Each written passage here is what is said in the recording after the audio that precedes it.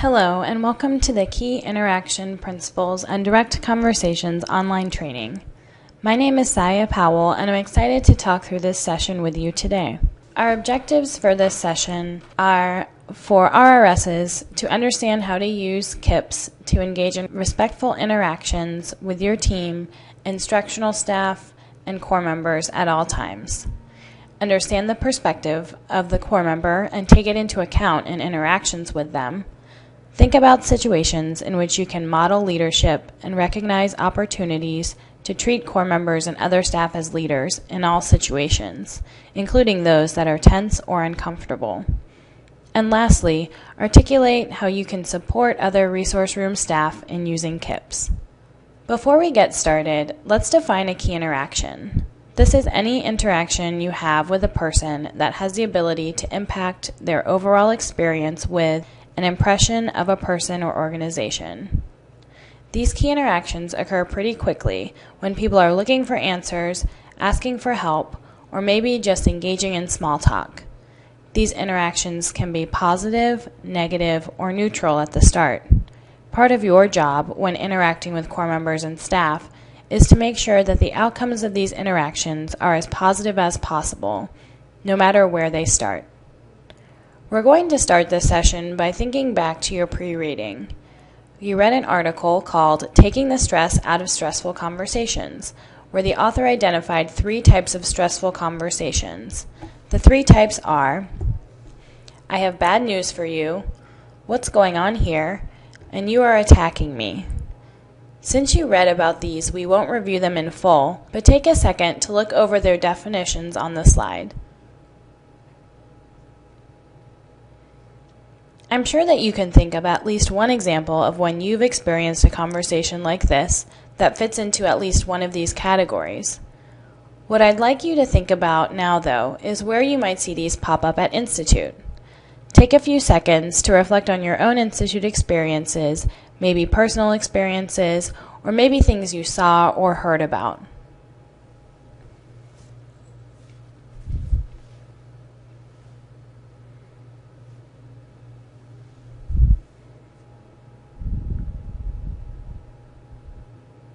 One example of the first type of conversation that comes to mind for me is when I was a CMA and I had to pull one of my core members aside and talk to him about sleeping during sessions and work time.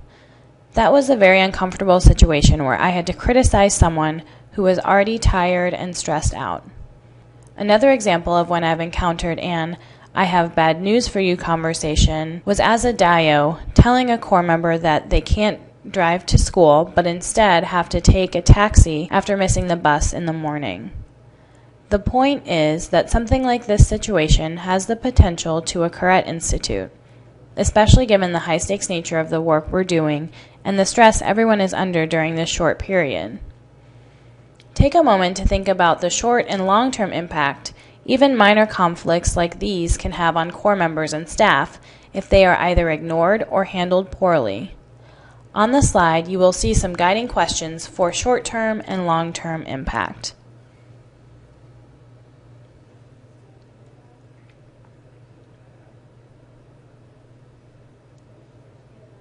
So maybe the following things came to mind.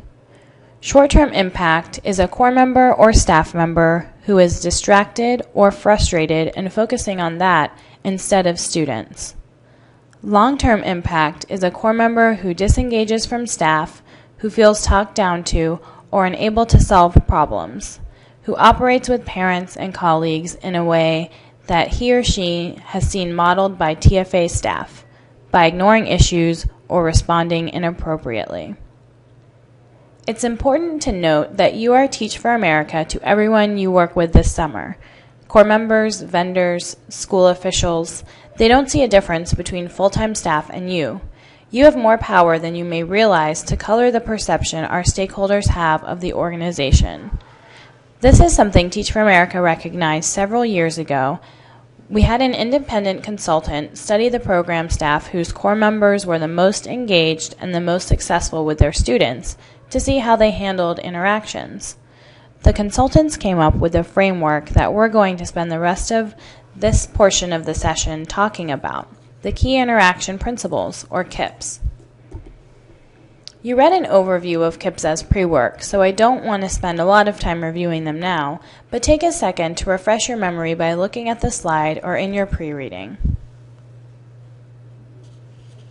The one principle I do want to call out, though, is adapt. Adapting means that you are responding to the changes in the conversation and using different principles as they are appropriate. This is something you can practice as we walk through scenarios. It can be tricky to adapt in the middle of an intense conversation, but this is how you move the conversation through to resolution and avoid falling back on your KIP comfort zone. It's important to note when talking about adapt that you don't pick a principle when you engage in one of these conversations and stick to it. Rather, you move between principles as it becomes necessary throughout the interaction. I want to make sure we emphasize that using these principles effectively and supporting your fellow resource room teammates in doing the same is not just about getting through a tense interaction. It's about modeling leadership and professionalism and helping instill in core members a sense of leadership that we expect and need them to be able to display in their classrooms this summer and in their schools in the fall. When core members feel talked down to or treated like children, not only will they pull back from the essential support provided by their school staff and program staff, they will feel less confident stepping up as leaders in front of their 8th graders, parents, or administrators. In short, they will be less effective and less engaged, unless we treat them as leaders, even when it's a challenge. As we close this conversation, I hope you can see that your response in tense situations and your ability to model professionalism and leadership, and to expect core members and staff to do so in turn, can have a very deep impact on how our core members engage in the program and are therefore able to impact their students this summer and beyond.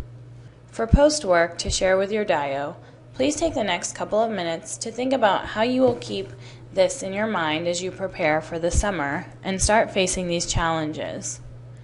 How will you remember to treat core members as leaders and empower them through using these principles when the stakes are high? What will you see and hear if in the resource room you and your teammates are using the key interaction principles this summer? And how will you support your teammates if they are struggling with the key interaction principles? Talking about preparing to use KIPs is a great segue into the second part of this session. We most often need the KIPs when engaging in what we're calling direct conversations. You may have heard this type of training called lots of different things in the past: difficult conversations, and as the article pointed out, stressful conversations. I want you to change up how you think about this session. When I think of a difficult conversation versus a direct conversation, my approach becomes completely different. I dread a difficult conversation, but a direct conversation is one I know I want to have immediately because of its high impact.